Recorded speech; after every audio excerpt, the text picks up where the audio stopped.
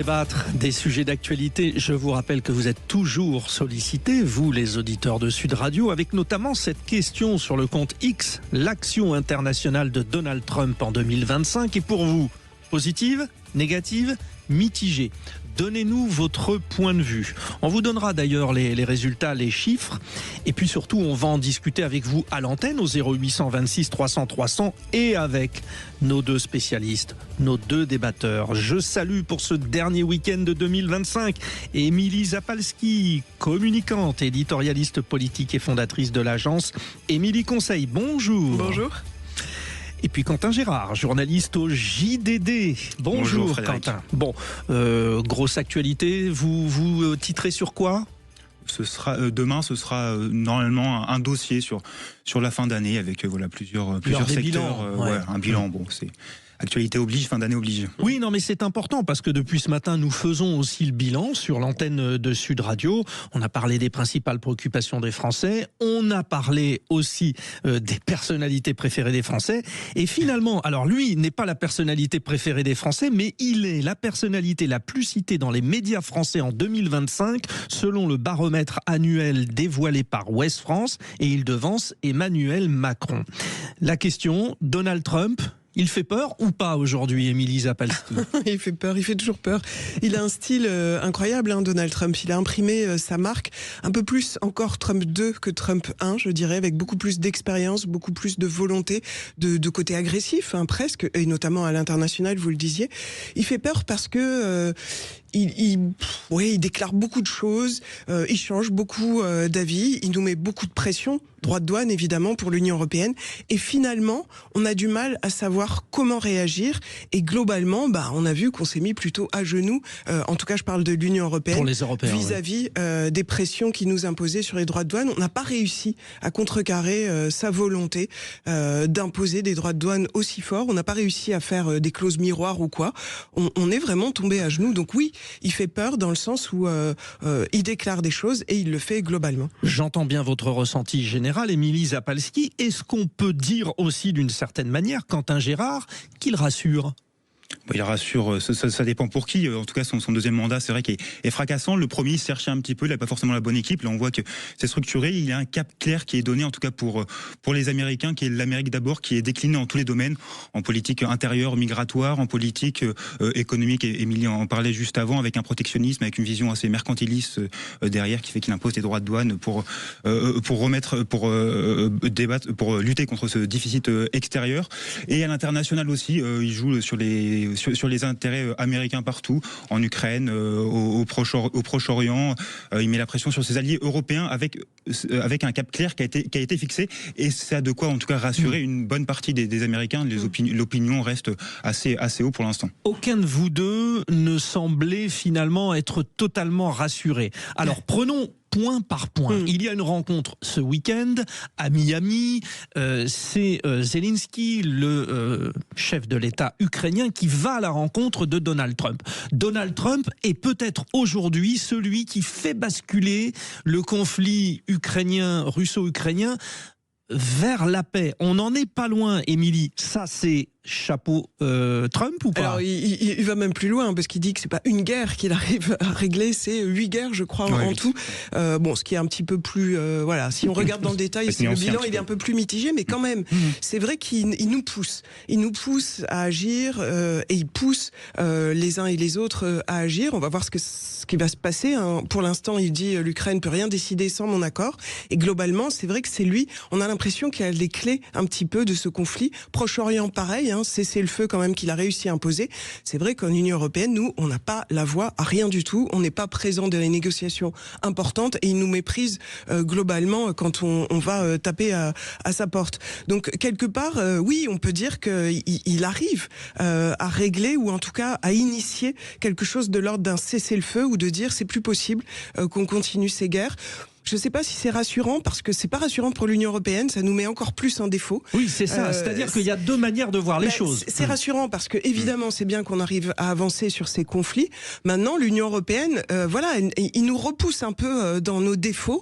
Il nous pousse à agir. Et je dirais, c'est la même chose. Quentin, vous parliez du protectionnisme. C'est la même chose. Il nous pousse aussi à revoir. En fait, il fait ce que tout le monde rêve de faire, le protectionnisme, les droits de douane, le souverainisme. On en parle de plus en plus. Oui. Et là, il nous pousse à essayer de réagir. Mais pour l'instant, on a du mal à reprendre nos marques. Il incarne peut-être une nouvelle tendance de dirigeant. Pour rebondir sur ce que disait Émilie et pour vous solliciter, Quentin, vous savez qu'il a été snobé par le comité du Nobel. Hein. Il n'a pas eu le prix Nobel. Bon, il était très déçu, je pense. Il était très déçu. Mais il a reçu à Washington le premier prix de la paix créé cette année par la FIFA, l'organisateur, la Fédération internationale de la Coupe du monde de football, qui se passera en partie sur son territoire. Il a dit: c'est un des plus grands honneurs de ma vie. Nous avons sauvé des millions de vies. Et là, vous parliez des guerres. Alors, Congo, Inde, Pakistan, tant de guerres auxquelles nous avons mis fin. C'est crédible, ça ? Ou pas, Quentin Gérard? Émilie disait, il cite 8 guerres, bon c'est un petit peu plus nuancé, mais il y en a pas mal. Il a quand même réussi à mettre un cessez-le-feu dans la guerre entre l'Israël et le Hamas. C'était quand même pas joué d'avance. Il y en a plusieurs. Il y a le Pakistan-Inde où il a joué un rôle, Arménie, Azerbaïdjan, RDC, Rwanda, Cambodge, Thaïlande, même si certains ont repris. C'est fou, ça fait clin d'œil. On parlait de la FIFA, on se croirait sur des matchs de Coupe du Monde. Oui, c'est ça. Donc oui, après il y a un côté assez égocentrique derrière parce qu'il souhaite ce prix Nobel, mais de fait il y a des vrais résultats derrière. Et on disait beaucoup qu'au départ Donald Trump était isolationniste. C'est pas vrai. Il est pas non plus dans une logique néoconservatrice où il voudrait imposer la paix partout. Il est dans une vision assez idéaliste. Il voit plutôt le monde en bloc avec des intérêts. Bon, c'est assez flagrant avec le Venezuela en ce moment, avec l'Amérique qui devait être sous l'égide entre guillemets des États-Unis, en Asie avec la Chine, excepté Taïwan. C'est assez particulier. Et ensuite jouer sur les intérêts américains partout, qu'on a vu aussi avec les frappes au Nigeria ces derniers jours, en envoyant un message notamment aux chrétiens américains, il y a pas mal dans son camp de chrétiens qui le poussent à faire ça aussi. Oui, notamment des évangélistes qui sont plutôt assez fanatisés. Voilà, donc il y en a plusieurs. Donc en tout cas c'est assez intéressant. Il y a un vrai rôle. Il est partout, politique intérieure, extérieure, économie. C'est assez impressionnant. Nous allons vous solliciter tous les deux. Quentin Gérard, je le rappelle, journaliste au JDD, et Émilie Zapalski, communicante et éditorialiste politique. En attendant, bien sûr, vous nous appelez au 0826 300 300 les auditeurs pour répondre à cette question. L'action internationale de Donald Trump en 2025 est pour vous positive, négative ou mitigée? Vous nous appelez. Alors, Émilie et Quentin, quand il fait des frappes sur la Syrie, c'était en début de semaine, qu'il refrappe le Nigeria. Il y a un côté, je défends les chrétiens du monde. Comment vous percevez ça? Qui réagit, Émilie? Je pense que déjà c'est surprenant parce que c'est vrai qu'on n'avait pas vu les États-Unis dans cette politique offensive, y compris militaire, extérieure. Ça fait un moment que c'était beaucoup plus calme de ce côté-là. C'était un peu inattendu de Trump parce que, en gros, lui disait: je vais me détacher de toutes les guerres, de tout ce qui coûte de l'argent pour me concentrer sur mon pays. Donc c'est assez étonnant. Maintenant, je pense qu'il a une conception presque impérialiste finalement, et c'est probablement pour ça qu'il s'entend bien avec Poutine. C'est je dirige le monde, je défends les chrétiens, donc j'ai une certaine connotation, j'ai une certaine idée en fait qu'il reproduit à l'intérieur avec sa politique d'immigration contre les migrants très très forte, très offensive, qu'il continue, qu'il poursuit. D'ailleurs, il dit qu'il va donner encore plus d'argent à ceux qui s'occupent de ça. Donc il y a cette conception du monde. C'est vrai qu'il oppose. C'est quelque chose qu'on n'avait pas vu depuis longtemps, de revenir un peu, pas la guerre froide, mais voilà, des blocs qui s'opposent et une conception comme ça des États-Unis qui va imposer sa loi partout ailleurs. Une guerre froide qui serait peut-être là cette fois-ci un peu plus guerre de religion, parce que défendre les chrétiens du monde, lorsque il intervient bien sûr dans le conflit à Gaza, etc., où il y a un frontal avec le monde musulman. C'est ce que je disais juste avant. Trump, en faisant ça, en frappant par exemple le Nigeria, à la demande du gouvernement Nigeria, dans le nord-ouest, où les chrétiens sont persécutés par les islamistes. Il envoie un message à sa base, pour rappeler que aussi 85% des évangéliques blancs, par exemple, ont voté pour Donald Trump. Donc il envoie un message qui est assez clair. Et c'est une sorte de vision impérialiste qui date pas de Donald Trump, en fait, qui est une tradition américaine qui avait peut-être été mise sur pause, notamment pendant le premier mandat de Donald Trump, et qui avait été repris par Barack Obama, Joe Biden. Donc les États-Unis renouent un petit peu avec leur histoire en faisant ça. Bon, les observateurs précisent qu'il y a aussi de sacrées ressources pétrolières, minières, etc. au Nigeria. Et là, on étend sur sa position sur le Groenland, les frappes par rapport au Venezuela. Alors, l'idée, c'est d'aller combattre les narcotrafiquants qui seraient, selon lui, soutenus par Nicolas Maduro, le chef d'État à Caracas. Mais derrière tout ça, il y a l'envie, mais ça c'est très américain, de se positionner sur les ressources pétrolières. Mais de toute façon, il y a toujours ce deal-là. Donald Trump, c'est ça. C'est qu'est-ce que je vais gagner en termes de business. On l'avait vu avec Zelensky. Les intérêts américains, toujours. Voilà, il y a toujours les intérêts américains derrière, ça principalement. Mais je dirais que c'est un nouveau monde qui s'organise et qui va plutôt dans ce sens. C'est une tendance que tout le monde a envie de suivre, de se protéger, d'avoir ce protectionnisme. Et les États-Unis ont cette voix très forte de Trump. Nous, a priori, mis à part des Giorgia Meloni qui semblent un petit peu suivre cet axe-là, on a très peu de voix fortes. C'est rassurant dans le sens où on a l'impression pour les Américains en Union européenne. Oui.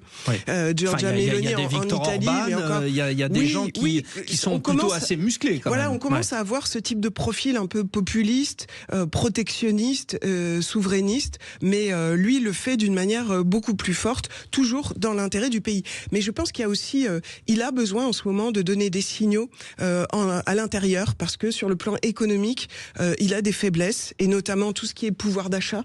Il est très critiqué de ce côté-là. Donc même dans les guerres qu'il envisage, il faut qu'il y ait cet intérêt économique qui rejaillisse sur les États-Unis. En même temps, les auditeurs sur le compte X de Sud Radio qualifient l'action internationale de Donald Trump en 2025 positivement à 66%, négative 15%, mitigé 19%. On voit bien quand même que derrière tout cela, alors oui, il y a le pétrole, on le disait, Quentin Gérard, il y a la religion, de ça, mais est-ce qu'il ne faut pas un chef au monde? Est-ce qu'il n'est pas en train finalement de se présenter comme un chef? Alors d'une partie du monde, parce que de l'autre côté, il y a Xi Jinping. Oui, justement, parce qu'il y a une sorte de retour des empires avec ces différents blocs, et c'est vrai qu'aujourd'hui, Donald Trump est le chef du camp occidental, entre guillemets, et il ne prétend pas être le chef du monde, justement, parce qu'il pousse les Européens à se regarder en face, à revenir sur le devant de la scène. Il les a poussés, par exemple, au sommet de la Haye, il y a quelques semaines, à mettre 5% de leur PIB dans la défense.